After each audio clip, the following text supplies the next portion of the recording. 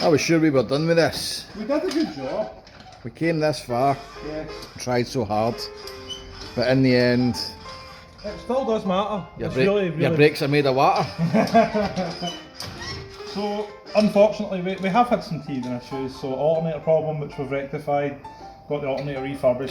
Just to clarify, we did say in episode 1 that thing had a claimed alternator rebuild and it clearly hadn't. We did. And then what we'll do is try and show you the alternator at some point during this video to see what it should look like if it's been refurbished. And somebody's telling the truth. Yeah, so we used guys over at Euro Alternator in Cambuslang, really nice dudes. Dudes in a shed doing really cool works. Starter motors and alternators are their bailiwick, so... Same day return. What Same day, 4 hours it lifesavers. took them. The alternator was intact, it was just some issues with the housing and they replaced the bearings, so that's Awesome. fixed.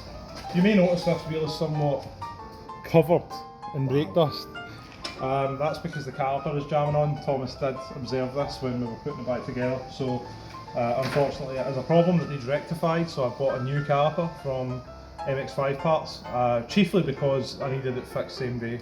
So at some point, maybe over winter, if we're doing the rear subframe, I might send them all away to get refurbed and painted. But yeah, I mean, all things considered, a couple of minor teething issues. We'll take that. We'll take that. I mean, to be fair as well, the caliper's not even related to the engine. That's just another issue that we've got to get around.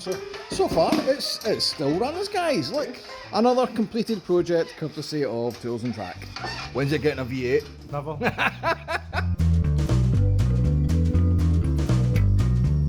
So while we're doing brakes, there's a never-ending task list on this thing because it's a project car. So I'm going to get to grips with another little problem that's been plaguing it.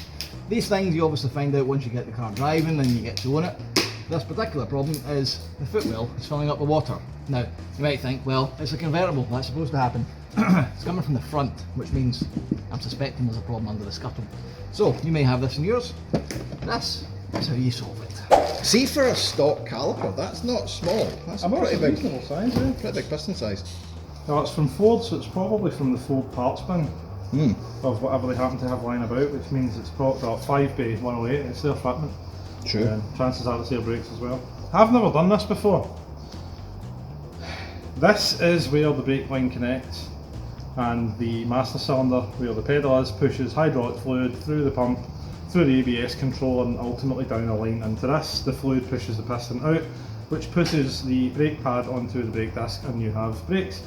So this is where we're going to connect the line to, and then all as well. But I think, if I'm right in saying, it's advisable to fill it up with fluid first. No, it makes no odds because Okay. all you'll do if you fill it up with fluid is still add air into where you want. You'll Cool. bleed it at the other end.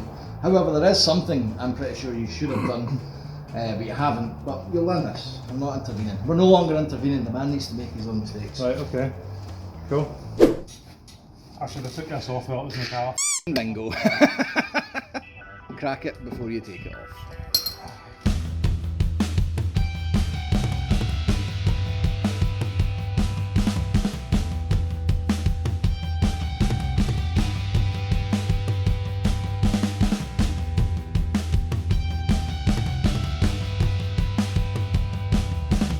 So we've continued the work. As previously discussed, Thomas has been looking at the scuttle panel and he did manage to completely disassemble it all, but there was no obvious problem. That consultation from YouTube unveiled that this guy, which is basically a screw hole, like it's there to hold the scuttle panel down, that's all, but Mazda in their wisdom drilled it into directly above the cabin, which means water coming in through here goes in the cabin. The clip is a bit is the word. So what we've done is just smothered it in sealant, got it back in. That seems to be the agreed solution in the Mazda community. So we're now going to put all that back together. The caliper is finished, it's back on. That was a very easy job, so easy I don't think we actually filmed any of it. We're now going to put the scuttle panel back on, mount it all, get it all back together, and then we need to jack it up and remove the lovely Dinitrolled chassis bracing. Why? Because when I was out driving to look at my new family wagon, which we may talk about later, a brick was in the middle of the road and I had no recourse but to go over it, and it hit the bottom of the car, tore off some of the plastic covering and damaged the chassis brace under the gearbox. So we're going to get it off and see if we can fix it. If it's beyond repair, we'll buy an aftermarket part, whatever. So that's the next task.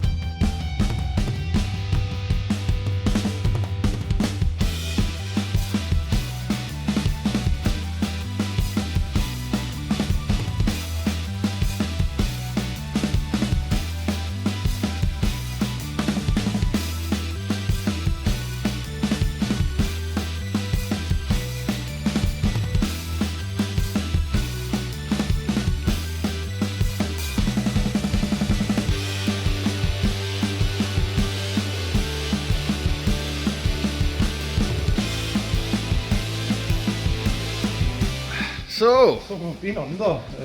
Aye. Well, it was all going so well. I mean, we had a fresh engine in and everything else, and then a brick. Then a brick. Yeah, Well, let's have a look. Remember this subframe? How it used to look? Not. So that's where it started. So the brick's hit here. We've bent a lot of stuff here. Luckily, this is not particularly structural. That's just ribbing to add strength. So it's bent that up there. That's fine. We can live with that. This rear part subframe, bracey thing, it's bent that. We can live with that. We'll probably straighten it out. Here though, well, look at that. So it's pulled that out. I don't know where the bolt is. I suspect we might not have actually had a bolt for that. We didn't. So that has bent to the point where it's pulling off the car, buggered right into there. This flimsy heat shield and stuff that had no chance. That was never surviving. Moving back, things took a quieter spell. Obviously the brick having to realign itself before digging in here, removing with astonishing accuracy the retaining clip for these brake pipes, but incredibly enough, not touching a single part of the brake pipe. Positive in that respect. However, it was recharging for a good twat on the fuel tank. I had a good look around that. Luckily, it's given it a wee dent and a chip, but it's not actually pierced it. So that's lucky. By some miracle. By some unbelievable miracle. So thank you, brick. I think it's dented the exhaust, but oh well. Because that's a hell of a shame. That'll mean we'll need to do something with the exhaust. Oh dear. Boo-hoo. So we're just about done. And I have noticed how unbelievably obnoxious that exhaust is. Can we just fix your exhaust, please? What you got in mind? Just delete, to be honest. I love the word delete when it comes to exhausts. I like delete. So, let's do some impromptu, sudden, and very, very poorly planned exhaust delete.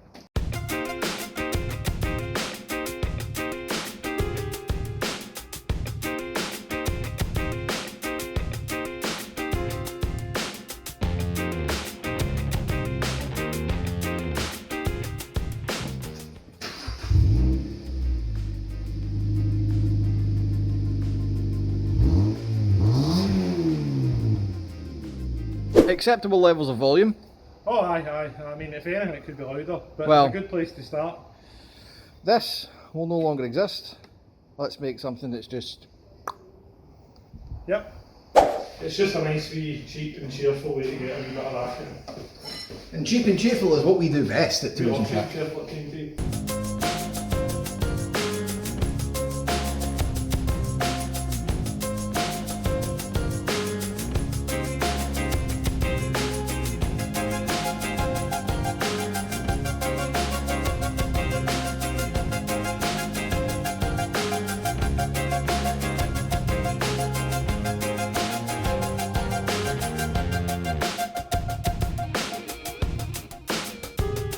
Next up, you got a pipe that'll win that pipe.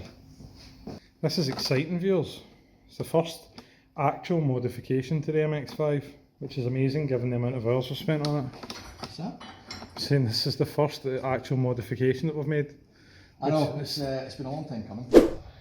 And you observe the engineer in his native environment, fetching a drink from the well, metaphorically speaking. Happy the engineer is when he is fueled with coffee.